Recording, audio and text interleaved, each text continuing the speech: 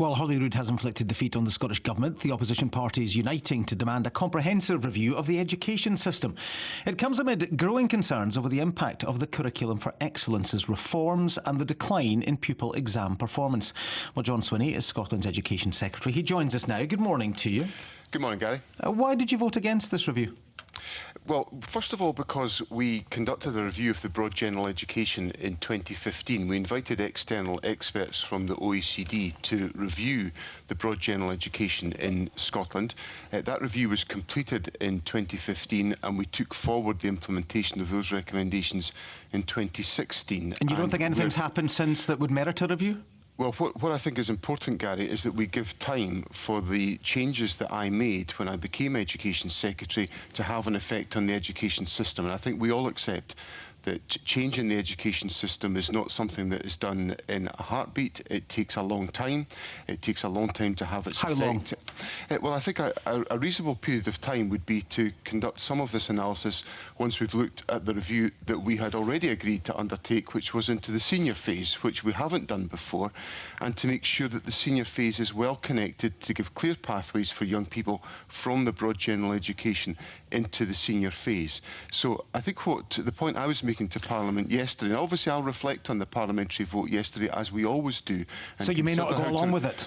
Well, we'll consider how to respond constructively to the parliamentary debate yesterday. Well, isn't the correct response to agree with what Parliament's will is and go along with it? Well, when you look at the issues that were being raised yesterday, the issues were about whether we look at individual years within the conduct of education, or whether we look at the whole educational experience, whether we take a different stance about allowing flexibility within our education system, or whether there should be more prescription, whether we should change the balance between knowledge and skills acquisition within our curriculum.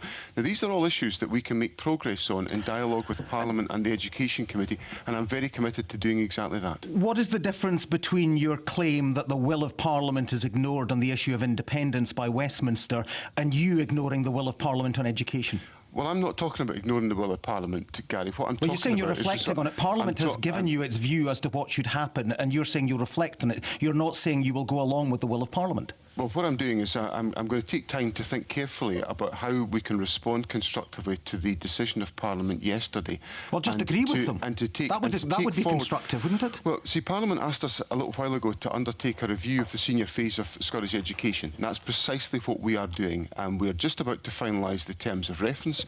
It relates very directly to the broad general education because it has to link in to the way in which young people articulate from the broad general education into the senior phase. Now, I have to make sure that can be undertaken in a manageable fashion, not to cause confusion within the education system, and to make sure that there is no interruption to the positive outcomes that have been achieved for young people within Scottish education. Now, these are all the practical issues that I have to wrestle with. I'm very committed to doing that constructively with Parliament, and I'll report back to Parliament in due course on how we intend to handle that. MSPs want full disclosure of a confidential analysis of last year's exam results. Will there be full transparency on this? Yes.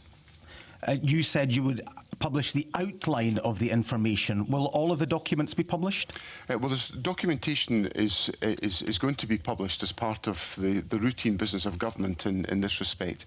And what's important is that we concentrate on the actions that are required to ensure that at every stage of education, young people receive the support to which they are entitled. So all the documents will be published? The documents will be published. And all the of conclusions, them? Well, we'll obviously apply all of the usual rules about government information that we have to apply to comply with the law. So we'll do all of that, Gary. But what is important is that we concentrate on the issues that arise out of that review, which are about the importance of understanding standards within the education system, about ensuring that we are constantly supporting learning and teaching, and that we ensure that young people have the access to the highest quality education they possibly can do. And that's my commitment to young people within Scottish education. It's intriguing that journalist and lecturer James McInerney, who you'll be well aware of, submitted an FOI response on this government analysis of last year's exam results. He was told on Christmas Eve that the document didn't exist. Why did that happen? Well, obviously, the government releases the information that it holds at particular times. What we are doing. Well, the response said the Scottish Government holds no final report to the Deputy First Minister, nor any draft copies or communications relating to such a document. That was on Christmas Eve. Because some of that work is still being done within government to make sure that we can take the final decisions on the issues that matter. So that was sleight of hand in that response to the No, it's not. Freedom of Information. We fully comply with all of the Freedom of Information requests on the government. And what we need to do is make sure that all of the relevant information that can be put in place is put in place to address these issues. But this document exists, and on Christmas Eve, he was told the Scottish Government holds no final report to the Deputy First Minister, nor any draft copies or communications relating to such a document. Well, I'm just saying that the work has been done, Gary, to complete the exercise that we started as a response to the examinations. And you're saying there were no drafts available on Christmas Eve? Well, there's documents that are available on the preparation of the thinking behind this, but not of any draft reports. That's the very technical point that you're raising with me. But obviously that work is underway. That's and we will sleight of hand, isn't it? No, it's not. It's us responding to the information that we hold at that particular time, Gary, which is exactly what we should do under the Freedom of Information legislation. We've seen the PISA scores again below England and Wales for science and maths. The First Minister says, judge the government on education. The government's failing on it, isn't it?